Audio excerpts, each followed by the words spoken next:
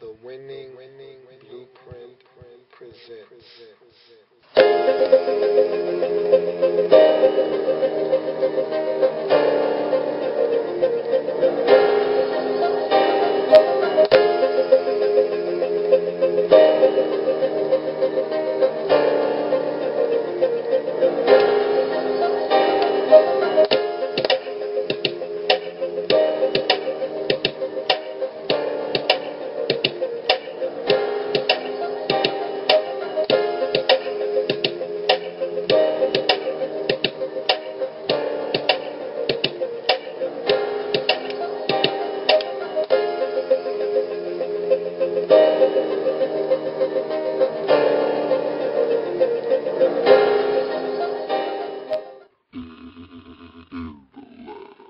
Draft Zone. Welcome to the Draft Zone. I'm your host, Lou. Thank you for joining me. This is the 2013 NFL Draft Wrap-Up. And what we like to do in this segment is break down the draft of every single team in the National Football League individually, look at their draft, every single pick made in that draft, taking the player, the pick itself, where it was made, how it was made into consideration, how that player will impact the team in 2013 and possibly moving forward. Give them a grade using our baseball grading scale, as we like to do here in the lab room in the draft zone. Single, double, triple, home run. There are no strikeouts here in the draft wrap-up, as we don't know what these players are going to do at the next level. So you can't call them a bust or label them or put them in any type of box. So no strikeouts from that aspect. And you also look at it that each team in the league has a different draft board. It's set up differently, and they have players rated at different levels. So one's first round pick might be another's second, one's second might be another's third, and so forth and so forth. And so no strikeouts here is what I'm trying to say here in this draft wrap-up segment. We're here today to talk about the New York Jets and what they were able to accomplish in the draft. A lot has been made of the Jets in their offseason. They make the trade. We'll talk about that here in a second when we get to the draft. New GM, John Idzik. Rex Ryan being retained as the head coach. A lot of moving parts here in New York. Not a lot of good things coming from the Jets camp right now. There was the whole Tebow situation. They've resolved that. They released Tim Tebow. Many of us saw that coming. And so a lot of questions to be answered in New York before the draft. A lot of questions still left unanswered after this draft for the New York Jets. So what we're going to do is grade out this draft, each and every single selection made, come up with a tally, get an aggregate score for the Jets overall, grade them out, and move on from there. So got my draft board behind me, got my handy dandy pointer present. Let's get to the draft board and do some work with the New York Jets. And you look at this draft board for the Jets, and you look at the needs. First things first, Jets have a lot of needs. This is a bad football team we're talking about. I think the Jets have the potential to be one of the worst teams in the league in 2013. Now, it's early. Hard to really say that. You might look at me and say, how could you make a statement like that? That's asinine. And you wouldn't be in the wrong for saying that. I just look at the Jets, their cap situation, the parts that they have on this football team, the lack of direction that I feel that they have at certain times. And I question whether this team can actually put a adequate product on the field week in and week out in the National Football League for 17 weeks. It's just going to be tough looking at the way this team is set up. They're not built to win in 2013. So you look at the needs. They need a quarterback. Yes. They need linebacker. Yes. They need running back. Yes. Offensive line, definitely. Cornerback, you lose Revis. Of course, that's a need now. Receiver, definitely a need in my estimation. So with that being said, let's get to the draft. Looking at the draft board, round, pick, players, position, school. Let's look at the draft and see what the Jets were able to accomplish. Were they able to meet a lot of these needs and see if they were able to improve this roster from the draft. You look at the first round pick that the Jets have. They have two. Remember, they make a trade for Revis. We'll talk about that here in a second. But this first overall selection by the Jets was theirs. 9th overall selection in the draft, first round. Cornerback out of Alabama, D. Milliner. To me, no-brainer. You lose Revis, you got to replace Revis with the corner. This wasn't the time to get cute and try to make a pick at another position. You lose Revis, replace him right away. Is D. Milliner coming in and being the absolute replacement for Darrelle Revis? Absolutely not. You can't put that kind of pressure on him. You can't put him in that box and say, hey, you're the replacement for Darrelle Revis. What he can do is come in and play the best that D. Milliner can play. And if he does that, you're getting a really good corner and a guy that's going to come in and complement Antonio Cromartie at the cornerback position. And so I love the pick. He's a blue chipper. He's a guy that you get, you plug him in. He can play press. He can play off. He can run with receivers. We're talking about a 4.40 speed guy that's not afraid to tackle, 6-foot corner, long. So you're getting a full package, the whole entire complete package in D. Milliner. Love the pick. It's a home run for the Jets with this first selection in the draft. I love this pick. And it was a necessity. You had to do this. There wasn't an option here. This had to be made.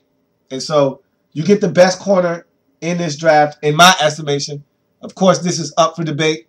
Guys like Mike Mayock saw a guy like DJ Hayden as the best corner. Some people like Desmond Trufant. Whatever your cup of tea is, for me, the best corner in the draft was D. Milliner. Jets get him at 9.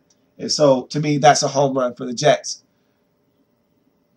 You look at their second first-round selection, pick 13, defensive tackle out of Missouri. This is the pick you get from the Buccaneers in the Revis trade. So, I love the move. Getting another pick in the first round for Revis. You need to stockpile talent. Revis probably wasn't going to be back. It makes sense. What doesn't make sense is the selection itself. Now, Sheldon Richardson is going to be a fabulous player in this league, I think. If used correctly, this guy has the utmost athletic ability. To me, best defensive tackle in this draft. That was my personal opinion. So you get the best of both positions that you draft at the top of this draft. However, I was looking for offensive help here. Okay? And I know what Rex Ryan is trying to do. If this team is going to have any shot in 2013, it's going to be on the defensive side of football. And Rex Ryan knows that. He's a defensive-minded coach. If he's going to win, it's going to be because of the defense. He wants to build this defense up. I get it. Point taken. Duly noted.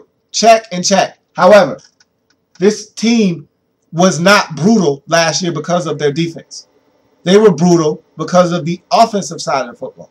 Because your quarterback stunk. Because your offensive line could not protect. Because your running game was anemic. Because your receivers were putrid. Translation. You need help offensively with one of these first 2 first-round selections. You did not do that. Shame on you, Jets. Shame on you.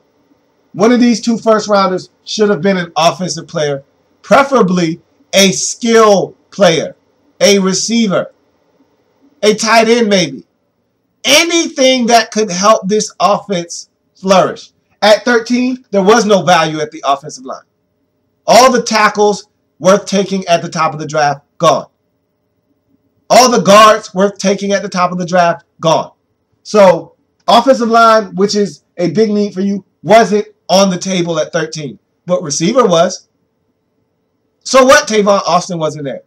There were receivers worth taking.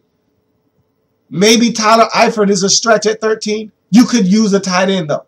Make something happen offensively. Instead, you go the defensive route. I'm not mad at the player. I'm just mad at the pick. But I can't be mad at the player. And you got this pick. That's value.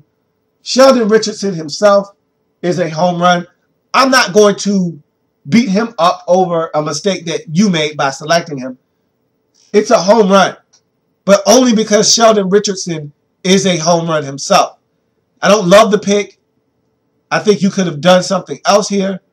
But the fact that you traded Revis, got a first rounder, and drafted a really good player here saves you. It's a home run. Back-to-back jacks for the Jets. The first two picks of this draft in the first round. You get D. Milliner, corner out of Alabama. You get Sheldon Richardson, defensive tackle out of Missouri. This guy is all over the place. He runs at a very high level. He's an athletic freak. Not many times you see a 300-pound defensive tackle lining up like a linebacker and blitzing from multiple areas on the football field. They lined this guy up outside. They lined him up at the natural defensive tackle position. They stood him up like a linebacker and had him blitzing in the A gap, had him blitzing in the B and C gaps as well. Sheldon Richardson was everywhere, and he has the closing ability, the closing speed to make things happen. Once he gets free, takes him 2 steps to get to the quarterback. He's that athletic. He eats up that much ground. I love the pick. It's a home run for the Jets. So the first 2 picks are home runs. The rest of this draft leaves a lot left to be desired, however. So let's go to the needs board. Jets have 2 first rounders. They select D. Milliner, corner out of Alabama. That meets a need here at the cornerback position. You look at Sheldon Richardson, defensive tackle out of Missouri. It's not on the needs board. It to me wasn't a great pick. Not the player, but the pick itself. I thought the Jets could have went in a different direction. That should have been an offensive selection. But I didn't penalize Sheldon Richardson and the Jets here. I let them slide with the home run there because I think he's got the potential to really take the NFL by storm. There's Sheldon Richardson if used in a correct capacity. And I think Rex Ryan is the type of coach that can get the most out of him. Here's for me where the draft just takes a sharp U-turn and starts going backwards. I wasn't in love with what they did with the 13th overall selection in the first round, but okay, you got an excellent player. So I'm fine with it. But once we get to the second round, this is when this thing takes a huge U-turn. They turn the car around inexplicably and start driving in the wrong direction. Second round, 39th overall selection, quarterback out of West Virginia, Geno Smith. Who didn't see this one coming? He was about to go home. He was embarrassed. He came to the draft expecting to be drafted in the first round. He wasn't. He was planning on leaving. The Jets called him up and said, hey, Geno, don't leave New York. You stick around. If you're there at 39, we're going to select you. And of course, he was there at 39. Jets selected him. Geno Smith is now the quarterback in New York. So you look at it and you say, okay, so what's wrong with that selection? This is my question to the Jets. Have you totally given up on Mark Sanchez? I have. But have you? That's the question I have. You gave him all of that money last year in an extension. Hush-hush money after you went pursuing Peyton Manning. You wanted to stroke his ego. You wanted him to feel like he was the guy in New York. So you gave him an extension, more money, bad move. Okay, so you've made a mistake. Are you willing to admit that you made a mistake and move on to Geno Smith? If the answer is not emphatically yes, this pick can't be made. Because you can't have the distraction of Mark Sanchez holding the clipboard. That's number one. Number two, you don't need to have a backup making more than your starting quarterback. That's number two. Number three, if Sanchez is still the guy in your mind and has any opportunity to be the guy in your mind, then you need to get him help, not someone to compete with him. Okay? So there's conflicting messages coming from this pick. You want to win now, but you're not getting him any help, him being Mark Sanchez. You want him to have competition, so you draft Geno Smith. But Geno Smith doesn't have any help. So you're still putting a guy out there, whether it's Mark Sanchez or Geno Smith, with an inferior product around him. You're setting someone up to fail, whether it be Sanchez or Smith. It's debatable. But Either way, this pick doesn't make a lot of sense to me. But I understand the logic from the standpoint of, hey, I don't know if Mark Sanchez is the guy or not. I get that. But you need to know at this point, either he is or he isn't. Because if he isn't, then you make the pick of Geno Smith and then you get him help later on in the draft. Which is why I'm ranting right now, because you didn't do that. We'll talk about that here in a second. But let's talk about Geno Smith for a second. You draft him, and I think he's your future. I think you realize Mark Sanchez isn't what you traded up for, isn't the guy that you paid that money to, isn't the guy that took you to 2 consecutive AFC Championship games. He isn't what you thought he was. Fine. Is Geno Smith a starting franchise caliber quarterback?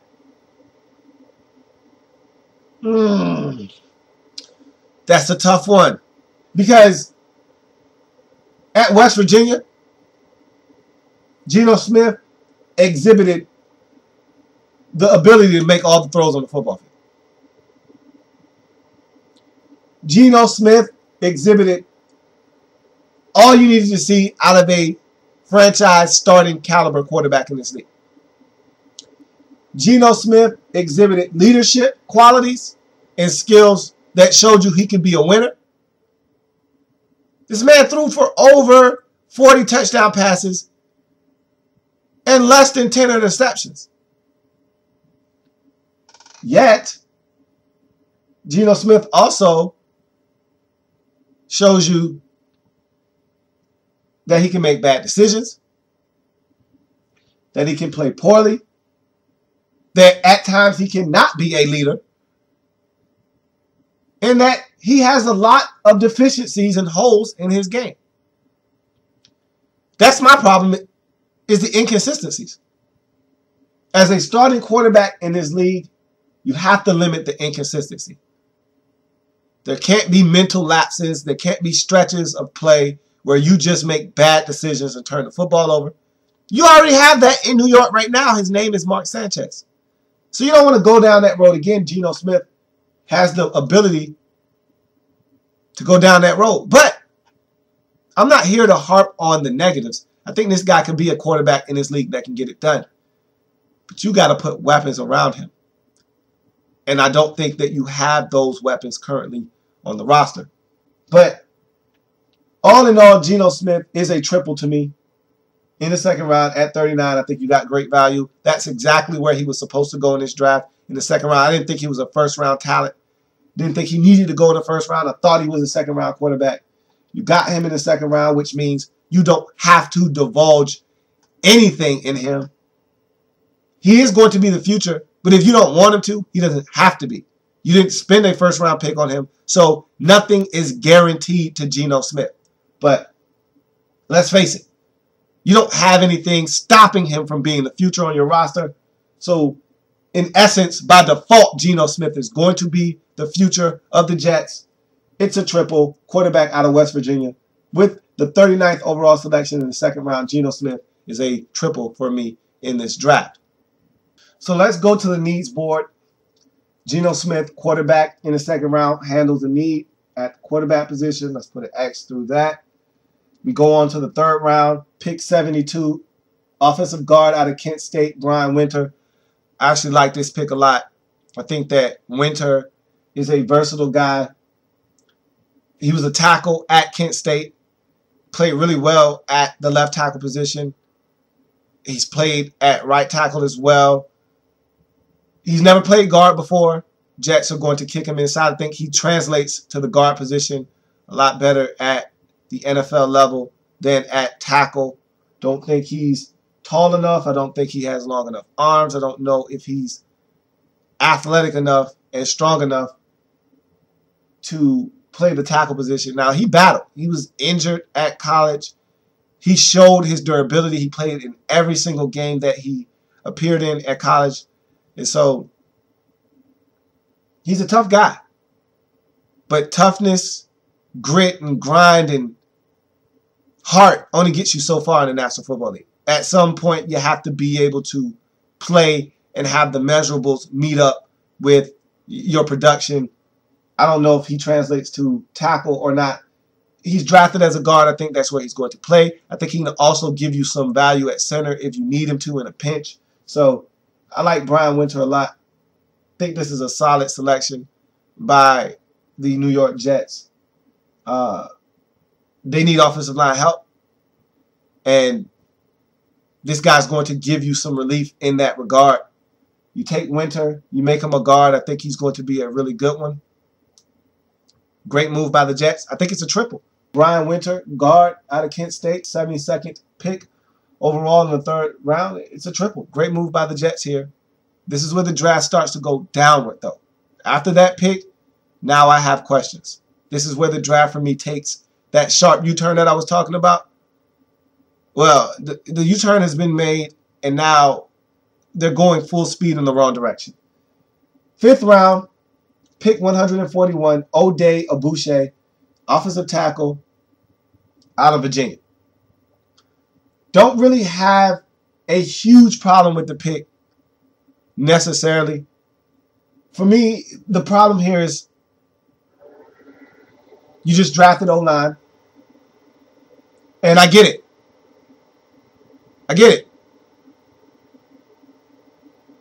Vladimir Dukas, he's a joke.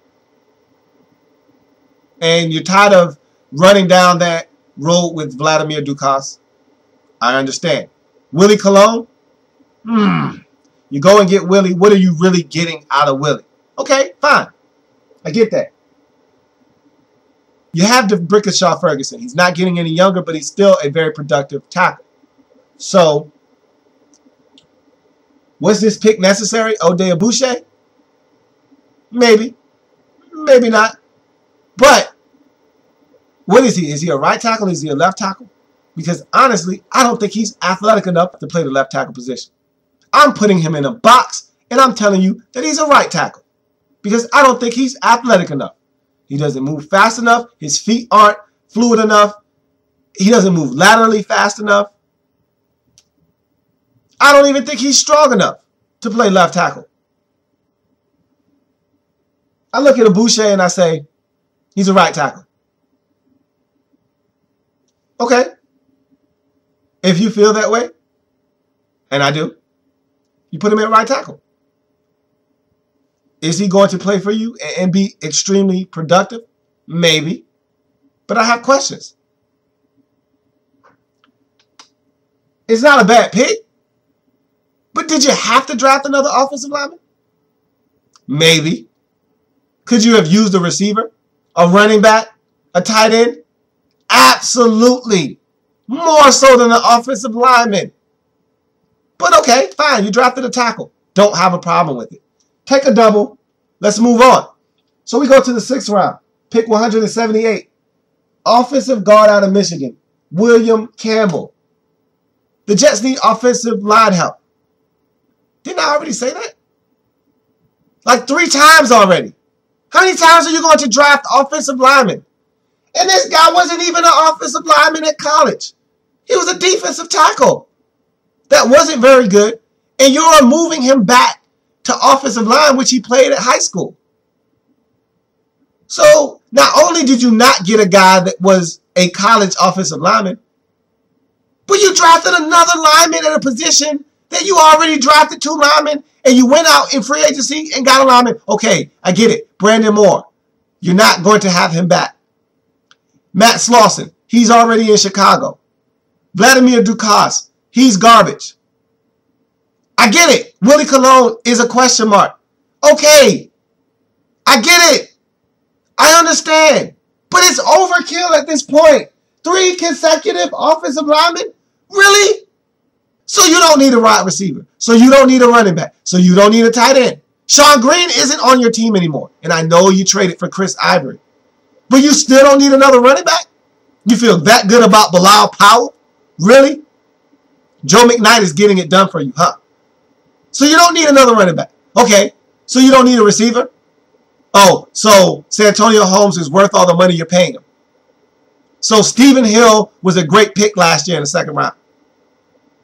So Jeremy Curley is that good at wide receiver that you don't need another receiver? Really? go to tight end.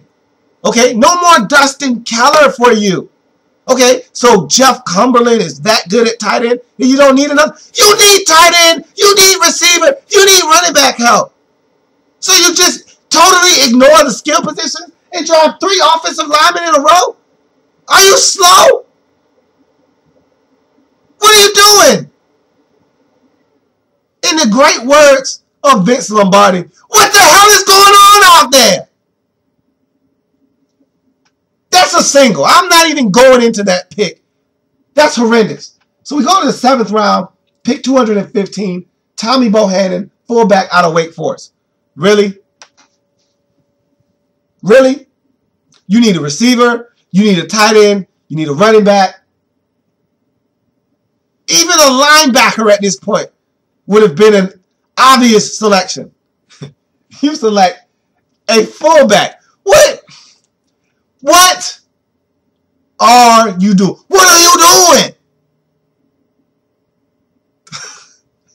doing? Look, in Tommy Bohannon's defense, he's a 4'8", 40 guy, can catch the football out of the backfield, played running back at high school, played a little bit of it at Wake Forest, but is a fullback, true in every sense of the word, repped 2 1/4 over 30 times at the combine, so he's very physical, very strong. He's the type of guy that Rex Ryan likes.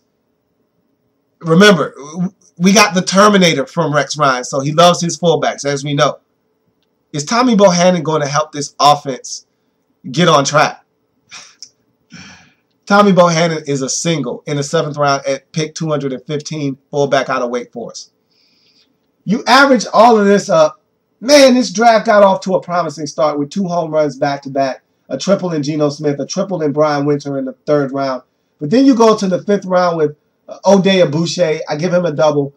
And then it just gets ugly down here with William Campbell, a guy that you put and project as a guard but played defensive tackle in college. Your 3rd consecutive offensive lineman when you need tight end, receiver, or running back help. You go to Bohannon, fullback out of Wake Forest in the 7th round. Again, you could use a linebacker or any one of the skill positions. Pick one, tight end, receiver, or running back. You ignore it, go fullback. That's another single for me.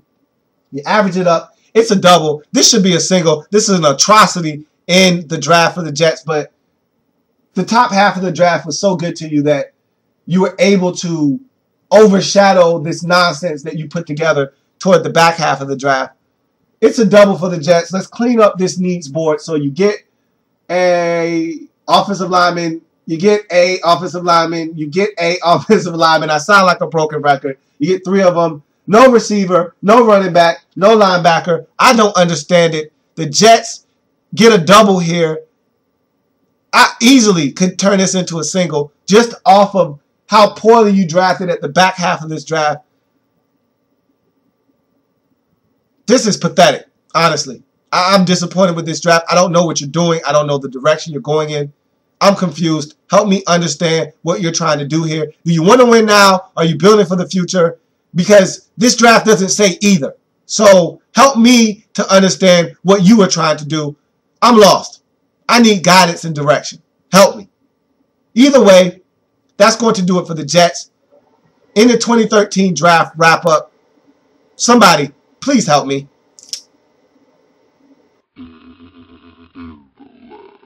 Draft Zone.